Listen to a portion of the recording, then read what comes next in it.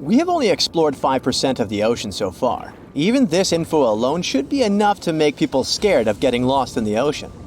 On the other part of the spectrum, there are deserts. You need to be in survival mode there too. Shockingly, more people lose their lives from drowning than dehydration in the desert. But what's worse? Being trapped at sea without food, or getting lost in a desert? Being lost at sea is tougher for a bunch of reasons. There's no hiding from the sun during the day, freezing temperatures at night, and gusty winds most of the time. You're at the mercy of the sea, and depending on where you are, you might be dealing with massive 40-foot-tall ocean swells. In places like the North Atlantic, staying afloat in the water is a struggle that lasts less than a minute. In wild seas, controlling your ride is a challenge. Capsizing or drifting in a random direction are real risks. The odds of a passing ship spotting and rescuing you are pretty slim unless you're floating in the area where a busy shipping route lies. You might think you can catch some fish, but the ocean might be 3 to 5 miles deep in many places, and marine inhabitants are likely to swim way below the surface. Catching them will require special gear. And even if you manage to catch something, you will still have no equipment to cook it. Surviving over a year adrift at sea might sound wild, but experts say it's doable with a bit of luck. One fisherman is living proof of this theory. He was rescued after more than a year of being lost at sea. Jose Alvarenga claimed he had set sail from Mexico in 2012, got carried off, and somehow ended up 5,000 miles away at the Marshall Islands. When he was found, his face was covered with a bushy beard. He had survived by catching fish, birds, and turtles with his bare hands. In tropical waters, having fresh water, staying afloat on a boat or raft, and having shelter from the sun, some food, and a signaling device are crucial. Having a 24-foot-long boat and a tarp played a big role in Alvarenga's survival. Generally, 5 to 6 weeks without food is the human limit. Catching birds and fish by hand is tricky, but if done cleverly, it might work out. Smaller turtles can be captured and tossed into the boat, providing fresh meat and preventing scurvy. In open waters, most turtles, birds, and fish are safe to eat raw. Marine toxins in fish are relatively uncommon. It's not that risky. Water is vital too. Rain, bird, and turtle blood, as well as their meat, which is high in water content, might help. In tropical environments, the main dangers are heat, solar radiation, dehydration, skin issues, and animal attacks. Alvarenga seemed confused at times because sun exposure, dehydration, and vitamin deficiencies can affect mental state too. As for the desert, it seems to be easier to survive there. There are plants, lizards, and snakes you can munch on. You can stay in the shade during the scorching day and move around when it's cooler, in the evening and morning.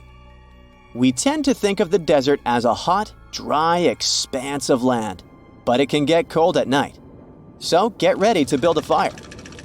Starting a fire at night will keep you warm and make it easier for rescuers to spot you if you're lost. Sage and dry bushes make excellent fire starters, so do dry animal droppings. The key to surviving in the desert is conserving water.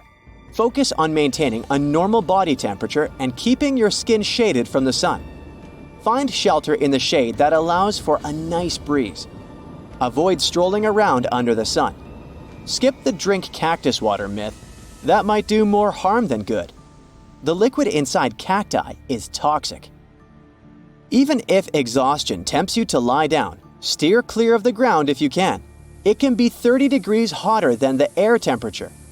If you have your car with you, take out the seats and put them on the ground in the shade. Try to figure out what can serve as a decent seat. Aim to keep at least 1.5 feet between you and the ground. Shedding clothes might seem like a good idea when the sun is blazing, but it's risky. Exposing your skin to the sun will lead to sunburn and speed up dehydration. Instead, cover up as much of your body as you can and stay away from direct sunlight. One of the major dangers in the desert is flash floods. Ditches, arroyos, and canyons can fill up with water quickly, catching you off guard. Remember, more people have lost their lives from drowning than dehydration in the desert. Stick to high ground and avoid areas that could spell disaster during a heavy downpour. In northern Africa, you can take part in the Marathon des Sables. It's a grueling run that's more than 6 times longer than a regular marathon, and it all happens in the heart of the desert. Mauro, an Italian police officer, decided to join the race in 1994. A sandstorm struck at a certain point along the route, leaving Mauro disoriented. Losing his sense of direction, he ran in the wrong direction. He covered several dozen miles before realizing the gravity of his situation. Eventually, he sought refuge in an abandoned shrine in the middle of nowhere. Survival mode kicked in.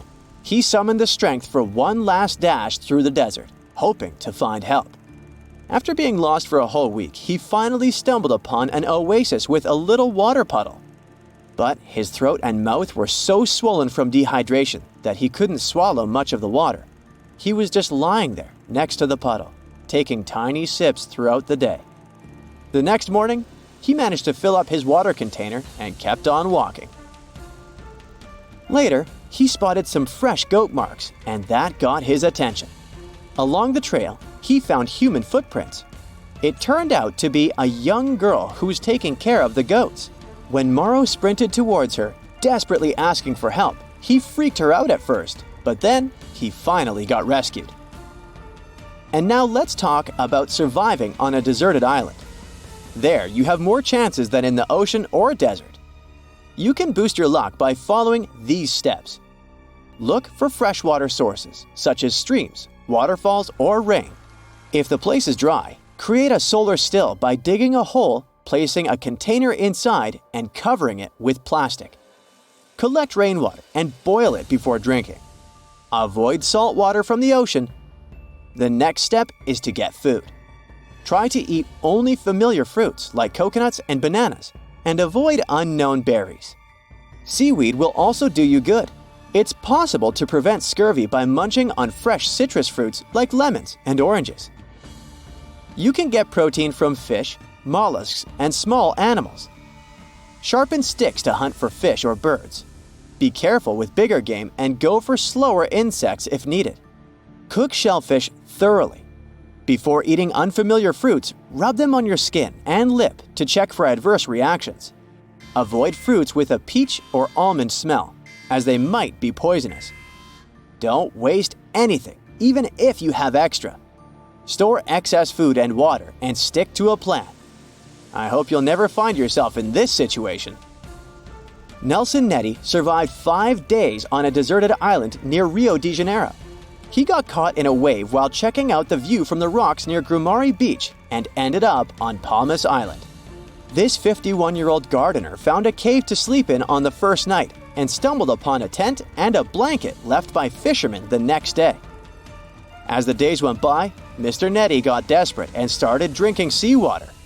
Finally, on Saturday, jet skiers spotted him waving his shirt, and they called the authorities.